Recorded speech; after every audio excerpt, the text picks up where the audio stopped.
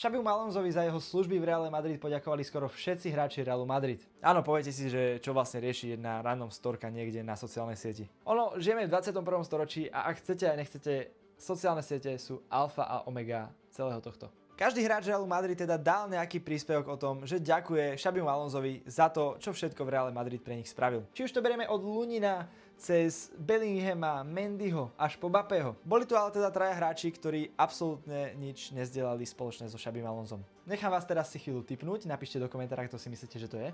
Prvý hráč, u ktorého som teda absolútne nič nenašiel na túto tému, je Franco Mastantuono. Druhý hráč, ktorého sociálne siete totálne mlčali o tomto celom, je Trent. A tretí hráč do partie je Vini Junior. A práve o Vinim sa hovorilo ako o najväčšom odporcovi Xabiho Alonsa a najväčšom favoritovi Fiorentina Pereza. Ale tak stále môžu to byť len mediálne fámy, takže nemusí to byť vôbec pravda. Vieme, že Mastantuono a Trent možno nepridávajú až tak na sociálne siete, ale teda od takej mediálne známej postavy, ako je práve Vini, by sme možno niečo k celej tejto situácii čakali. Ešte raz, samozrejme, nejaká random storka alebo príspevok absolútne nie je dôležité, ale na túto dobu, keď si každý všíma, každý jeden maličký detail, sa stane presne z toho ďalší boom. A myslím si, že Vini úplne v pohode mohol teda zareagovať, aj keď nesúhlasil možno s Alonsom, mohol tam dať jednu storku, každý by bol spokojný, nikto by nič neriešil. Video o tom, kto vlastne je nový tréner Realu Madrid, Álvaro Arbeloa, bude zajtra. Zatiaľ mi napíšte, čo si o tejto celej situácii myslíte, nezabudnite dať follow a čaute.